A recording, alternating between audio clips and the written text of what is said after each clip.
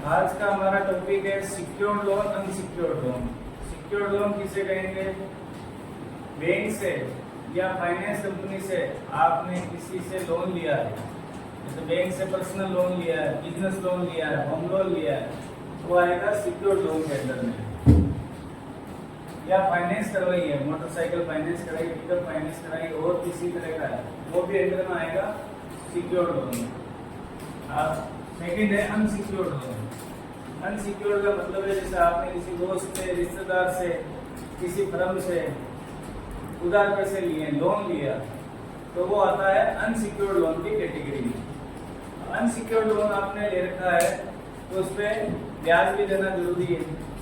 ब्याज का क्या नियम है? अगर आपने फैमिली में से, यानी जो ब्लड रिलेशन है आपका किसी से, भाई है, बहन है, उनको नियमन ब्याज देने की जरूरत नहीं है, आप चाहे तो दे सकते हैं। अदर किसी पर्सन से या फर्म से आपने ब्याज ले रखा है, सॉरी लोन ले रखा है, तो गवर्नमेंट के नियम के हिसाब से आपको उसको ब्याज पे करना पड़ेगा और ब्याज पर टीडीएस काट के भी जमा करवाना पड़ेगा। मान लीजिए इस बात से आपने 1 लाख रुपए उधार लिए, ठीक है, उसको ब्याज देना है 10% के हिसाब से, तो 1 साल का ब्याज कितना हो गया? 10,000 रुपए। 10,000 रुपए ब्याज हो गया, तो ब्याज की पहले एंट्री करेंगे, interest account debit to Yashpal. 1 lakh रुपए मांग रहा था, 10,000 रुपए ब्याज के डाल दिए, टोटल हो गए 1,10,000। ठीक है, अभी ये एंट्री हमने चुकाई नहीं है, ओनली ब्याज जो उसका बना है उसके अकाउंट में क्रेडिट किए कि भाई तेरे 1 लाख रुपए ब्याज टोटल लोन है, उस पर 10,000 रुपए ब्याज हुआ। फिर सेकेंड एंट्री करेंगे टीडीएस की, Yashpal account debit to TDS on interest credit. जो ब्याज चुकाएगा उसकी जिम्मेदारी है टीडीएस काटने की और डिपॉजिट करवाने की। अब इस बात को 10,000 में से 1,000 रुपए टीडीएस पे कर जाएंगे, ब्याज कितना पेड होगा? टोटल 9,000 रुपए। वो अपने अकाउंट्स में एंट्री करेगा पूरे ब्याज की 10,000 की, 1,000 की एंट्री करेगा टीडीएस की। ये टीडीएस उसको मिलेगा आईटीआर फाइल करने पर। अब आपने अगर ब्याज चुकाया है तो आपकी जिम्मेदारी है टीडीएस काटने की और डिपॉजिट करवाने की। अब टीडीएस डिपॉजिट करवाने का क्या नियम है? मान लीजिए 30 अप्रैल 2024 को आपने ब्याज चुकाया और उस पर 10% टीडीएस काटा है, तो आपकी ड्यू डेट रहेगी 7 मई 2024, यानी कि 7 दिन का टाइम आपको मिलेगा। किसी भी तरह का अगर टीडीएस आप काटते हो, चाहे ब्याज का है, परचेज का है, सेल का है, कमीशन का, किसी भी तरह का टीडीएस है, तो 7 दिन का टाइम है। 7 दिन के अंदर अंदर आपको टीडीएस डिपॉजिट करवाना है। अब टीडीएस अगर आपने 8 तारीख को डिपॉजिट करवाया मान लीजिए, तो टीडीएस की जो अमाउंट है 1,000 रुपये मान लीजिए, तो इस पे आपको 24% ईयरली ब्याज पेड करना पड़ेगा, यानी 1,000 का 24% आपको अलग से पेड करना है,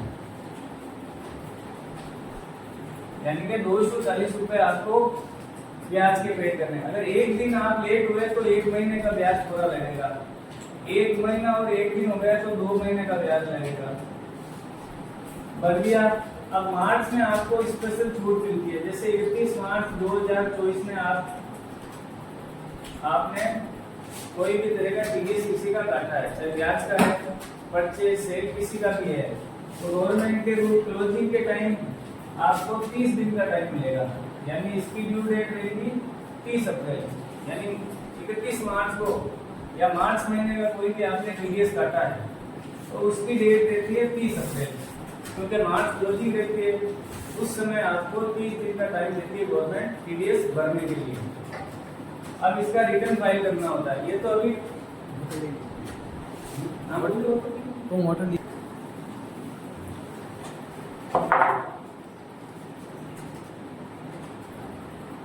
टीडीएस डिपॉजिट डेट 7 डे और 1 डे, यानी मंथ एंड हो रहा है, उसके 7 दिन के अंदर अंदर आपको डिपॉजिट करवाना है। अब टीडीएस का रिटर्न तैयार कैसे करना है? ब्याज का टीडीएस है, उसका रेट अलग है, वो अलग से टोटल जमा होगा। जैसे आपने 1 2 3 4 पार्टी का टीडीएस काटा ब्याज का, मान लीजिए 200 रुपये काटा, 500 काटा, 300 काटा, यानी ब्याज का आपने 1000 रुपये काटा, तो 1000 रुपये का चालान बन जाएगा। बैंक से आप डिपॉजिट करवा सकते हो, चेक से करवा सकते हो, नेट बैंकिंग से करवा सकते हो, कैश डिपॉजिट नहीं होता है। 1000 रुपये साथ में हो जाएगा। अब 1000 रुपये में अपने पास 3 पार्टी है, ए बी सी, इन तीनों का अपने क्या काटा है? टीडीएस ब्याज का। अब रिटर्न आपको कैसे तैयार करना है? रिटर्न की ड्यू डेट क्या रहती है? नॉर्मल जैसे 30 अप्रैल, यानी अप्रैल 2024 का टीडीएस अपन ने चालान के द्वारा जमा करवा दिया 7 मई को। इसमें क्वार्टरली रिटर्न भरा जाता है, जैसे अप्रैल मई जून ये क्वार्टर हो गया, इसकी रिटर्न की डेट होती है 15 जुलाई 2024। फिर जुलाई टू सितंबर सेकेंड क्वार्टर, इसकी रहेगी 15 अक्टूबर 2024। मार्च में आपको स्पेशल छूट मिलती है। फिर थर्ड क्वार्टर है अक्टूबर टू दिसंबर, इसकी है 15 जनवरी। अब जनवरी टू मार्च, यानी जनवरी फरवरी का तो आपको 7 तारीख तक जमा करवाना है, यानी जनवरी का काटा है तो फरवरी 7 तारीख को, फरवरी का काटा है तो मार्च 7 को, मार्च का काटा है तो 30 अप्रैल तक। अब जनवरी फरवरी मार्च, इस क्वार्टर का अगर 30 अप्रैल को अपन जमा करवा रहे हैं इसका टीडीएस, तो रिटर्न की डेट रहेगी इसकी 15 मई 2024, यानी कि मार्च महीने में आप टीडीएस काटोगे तो उसका 30 दिन मिलेगा डिपॉजिट के लिए, और रिटर्न भरने के लिए आपको 45 दिन का टाइम मिलेगा। अब रिटर्न में आपको क्या क्या चीजें तैयार करके रखनी है? मंथ टू मंथ रखनी है। जैसे जनवरी है, जनवरी का टीडीएस काटा है किसी का, पर्सनल व्यक्ति है तो पैन नंबर, किसी फर्म का है तो टेन नंबर, व्यक्ति विशेष है तो उसके पैन नंबर होता है, अगर फर्म है तो उसके 10 नंबर होता है। 10 नंबर या पहले फर्म का नाम लिख सकते हो। फिर इंटरेस्ट काटा तो इंटरेस्ट की अमाउंट, सेकेंड टीडीएस 10% टीडीएस की अमाउंट, फिर टीडीएस डिपॉजिट डेट, फिर टीडीएस चालान नंबर। जनवरी का काटा तो जनवरी का चार्ट अलग तैयार होगा, नाम, पेन नंबर, 10 नंबर, इंटरेस्ट की अमाउंट, टीडीएस की अमाउंट, टीडीएस डिपॉजिट की डेट और टीडीएस का चालान नंबर। मंथ टू मंथ, अगर खाली मार्च में काटा है तो खाली मार्च का रहेगा, यानी मंथ जनवरी का कर लिया, वैसे ही फरवरी का तैयार करना है, मार्च का तैयार करना है। ये पूरी सीट आप तैयार करके जो भी आपके रिटर्न भरने वाला है, या तो आप खुद भर रहे हो, सीए भर रहा है, अकाउंटेंट भर रहा है, उसको चार्ट बना के दोगे तो ये पेन नंबर और 10 नंबर के हिसाब से अमाउंट डाल के वो रिटर्न भरेगा।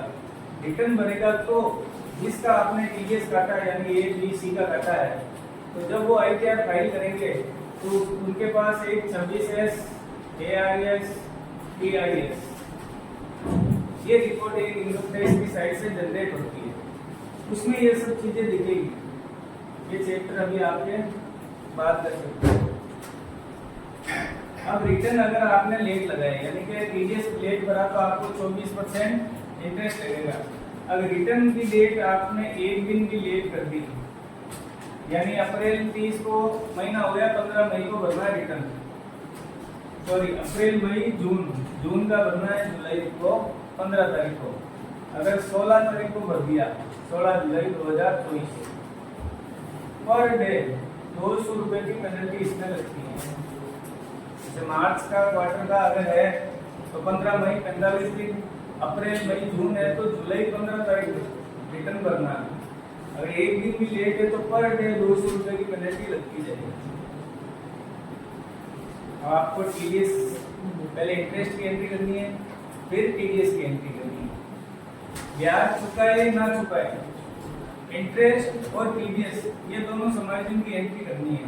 ब्याज नहीं चुकाएगा तो मूलधन जैसे 1 लाख रुपए है उसका, 10,000 रुपये ब्याज हुआ, ठीक है, तो 1,10,000 रुपये उसका बैलेंस हो जाएगा, यानी वो 1,10,000 मांगेगा आपसे, तो अपने ये 10,000 कहाँ से इंटरेस्ट की एंट्री करिए खाली, अपने चुकाया कुछ नहीं है, चुकाना जरूरी नहीं है, आपको इंटरेस्ट की एंट्री करनी है और टीडीएस डिपॉजिट जरूर करवाना है।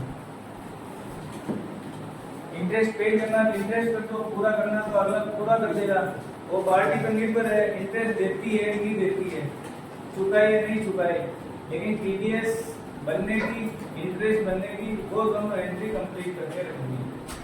ब्लड रिलेशन है तो अगला चाहे तो ब्याज दे सकता है, नहीं ना चाहे तो उसको छूट है। अगर किसी भी पर्सन से ले रखा है पैसे तो उसको ब्याज चुकाना ही पड़ेगा, यानी ब्याज की एंट्री करनी है, टीडीएस की एंट्री करनी है।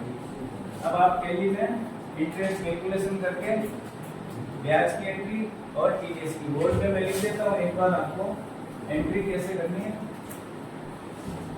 इंटरेस्ट कैलकुलेशन कैसे करनी है, कंट्रोल प्लस एच से आपको इंटरेस्ट कैलकुलेशन का ऑप्शन आ जाएगा। ब्याज क्या कर रहे हैं, चुका रहे हैं, तो interest paid account debit to जो भी पार्टी है यशपाल क्रेडिट, यशपाल के क्रेडिट हो जाएंगे, यानी 1 लाख रुपए पहले वो मांग रहा है, उसका क्रेडिट बैलेंस है 10,000 20,000 जो भी ब्याज है वो क्रेडिट हो जाएगा। सेकंड एंट्री करनी है टीडीएस की। टीडीएस अगर अपन ब्याज चुका रहे हैं तो टीडीएस अपने को डिडक्ट करना है, टीडीएस अगर काट रहे हैं तो वो क्या हो जाएगा, क्रेडिट होगा। अपन ने अगर किसी को ब्याज चुकाया है तो अपनी जिम्मेदारी है टीडीएस काटने की, ठीक है, और डिपॉजिट करवाने की। और बैलेंस टीडीएस का क्रेडिट है तो जिम्मेदारी अपनी है, क्रेडिट बैलेंस मतलब अपनी ये लायबिलिटी है, यानी इसको चुकाना है। ये आ जाएगा यशपाल डेबिट, ये 2 एंट्री करनी है। अब इंटरेस्ट अगला चाहे पेड करे नहीं करे, टीडीएस जरूर पेड करना है 4 लाख के ऊपर।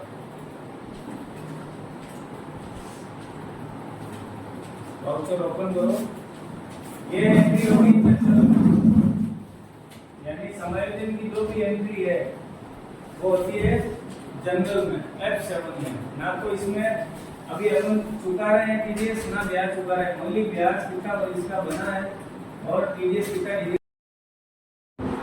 आज हम सीखेंगे बैंक की एफडीआर पर जो ब्याज मिलता है उसकी एंट्री कैसे करनी है, उस पर टीडीएस की एंट्री कैसे करनी है। तो आइए देखते हैं। मान लीजिए आपने 1 लाख रुपए बैंक में एफडीआर करा रखी है, ठीक है, उसका आपके 1 साल का इंटरेस्ट हुआ है 12,000 रुपये। पहले तो इंटरेस्ट की एंट्री करेंगे, ब्याज की, F7 में जाके interest account FDR account debit 12,000 रुपये टू इंटरेस्ट ऑन एफडीआर। अब interest on FDR indirect income में रहेगा, जीएसटी उस पर नॉट एप्लीकेबल, नॉट एप्लीकेबल। 12,000 रुपये बैंक ने ब्याज दिया है एफडीआर पर, नरेशन लिखेंगे बीइंग इंटरेस्ट 12,000 रुपये, ठीक है, यानी कि 1 लाख रुपए अपने बैंक में डिपॉजिट थे और 12,000 रुपये का इंटरेस्ट रिसीव हुआ, यानी टोटल बैंक से अपना बैलेंस हो गया 1,12,000। लेकिन बैंक ने हमें टोटल ब्याज कितना पेड किया है, 10,800। तो इंटरेस्ट रिसीव की एंट्री करेंगे, इंटरेस्ट ऑन एफडीआर 10,800। अब देखिए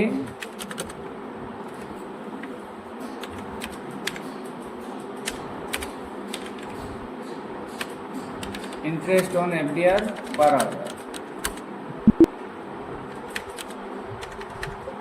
12,000 का टोटल ब्याज हुआ।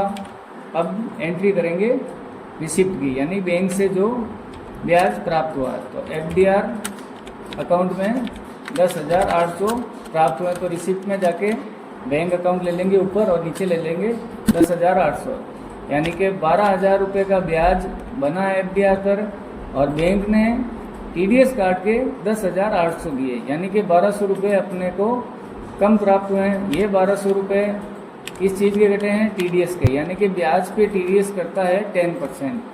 तो पहले तो अपन ने 10,800 की एंट्री कर ली रिसिप्ट की, सेकेंड एंट्री की इंटरेस्ट की, अब एंट्री करेंगे TDS की।